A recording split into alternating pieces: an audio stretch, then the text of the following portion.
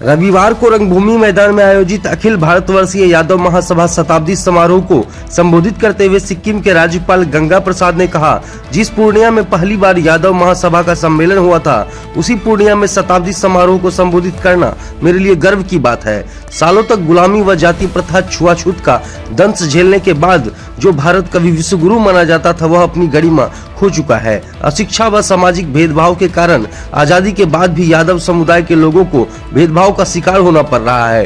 यादव समुदाय भी अशिक्षा के कारण कई उपधाराओं में बटा रहा। आज समाज से अशिक्षा व कुरीतियों को दूर करने की जरूरत है। इसके लिए महासभा को आगे आना होगा। वहीं समारोह को संबोधित करते हुए ब्रिगेडियर प्रदीप यदू ने कहा कि देश में 18% अहीर है और सेना में 14 से 15% अहीर है, जो देश के खातिर अपनी जान गंवा रहे हैं। इसीलिए अहीर रेजिमेंट हमारा हक है। 1750 से 1850 तक अंग्रेजों ने 8 रेजिमेंट बनाई थी, लेकिन अहीर रेजिमेंट नहीं बनाई। पूरे देश में 2 महिलाओं को सर्वोच्च वीरता पुरस्कार मिला है। उसमें एक महिला यादव है, जिसका नाम है कमलेश कुमारी यादव। अहीर रेजिमेंट राजनीतिक संगठनों की नहीं, बल्कि यादवों की मुहिम है। एक एक कॉलेज अहीर छत्री, मैंने पहले इसका नाम रखा गया एक एक कॉलेज अहीर छत्री के बजाय आज उस जो कॉलेज बना है, आज उस कॉलेज का नाम आदर्श कृष्णा कॉलेज रखा गया है सिकोहाबाद में। अब इस प्रकार देखिए, मैंने इस प्रकार लोग काम किए,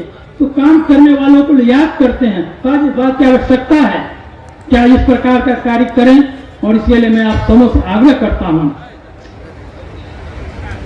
शिक्षा के क्षेत्र में हमारे पूर्वज समय से समाज के लिए लड़ते रहे।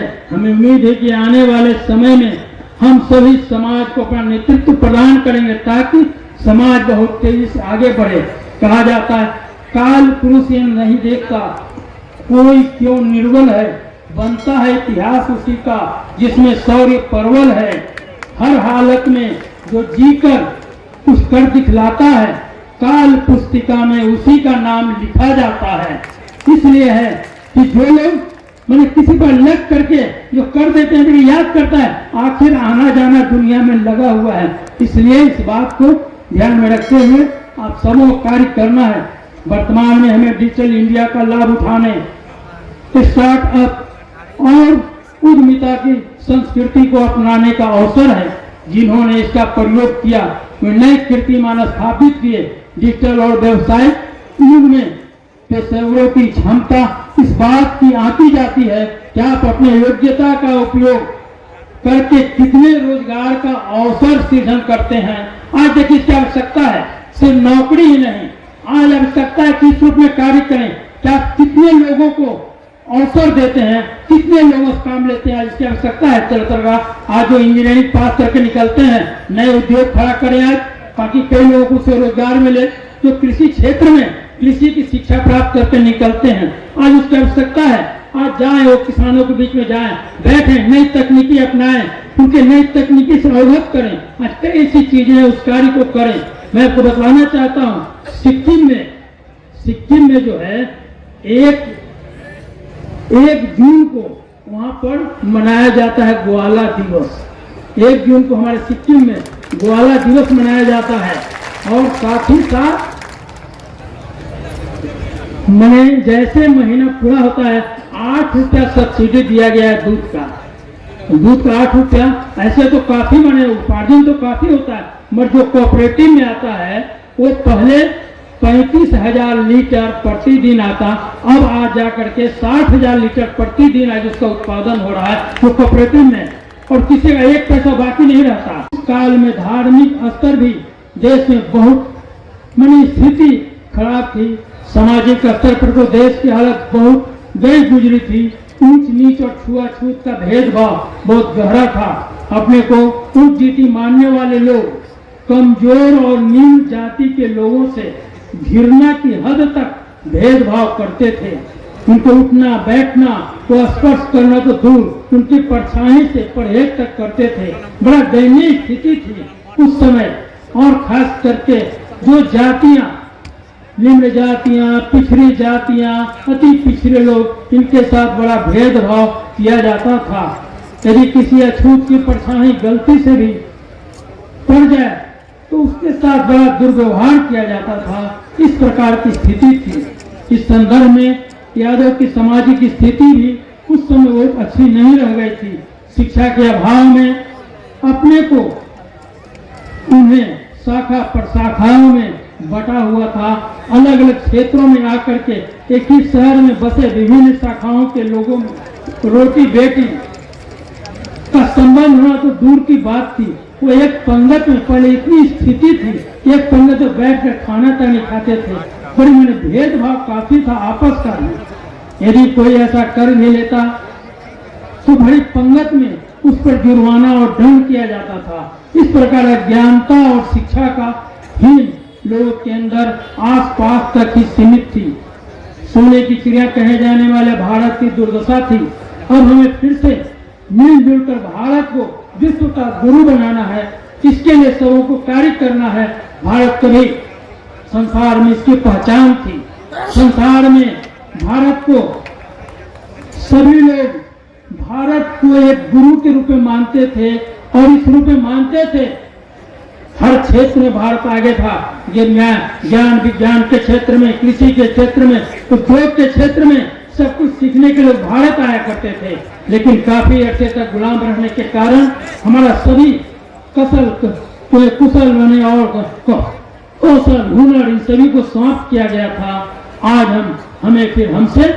हम आजाद देश के वासी हैं। हमें इसके लिए आगे बढ़ना है और भारत को आत्मनिर्भर बनाना है। इसके लिए सबको मिलकर काम करना है। इस रूप में सोचना है कि जो हमारी प्राचीन गौरव गरिमा थी उसे फिर से हमें प्राप्त करना है। इसके लिए सबों को मिलकर काम करना है।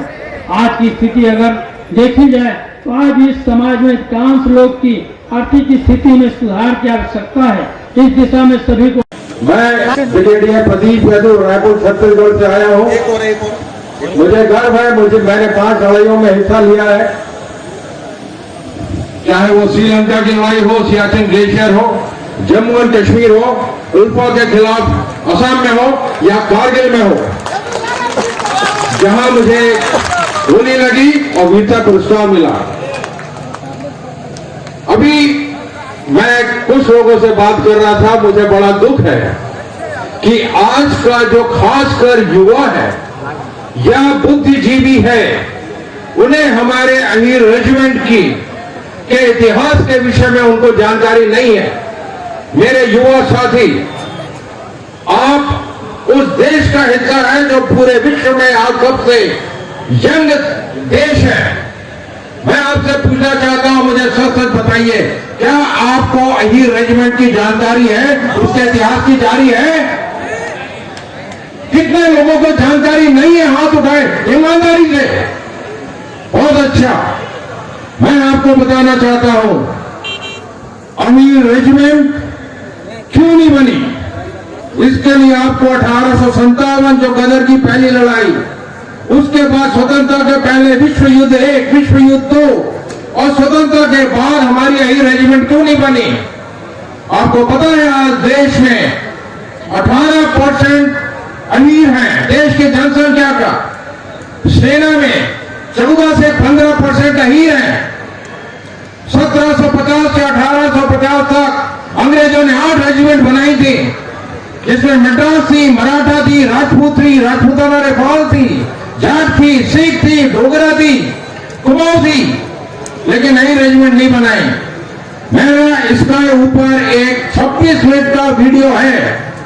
मैंने सच्चिदानंद जी आपको भेजा था, गोरेलाल जी आपको भेजा था। क्या आपने वो वीडियो देखा है?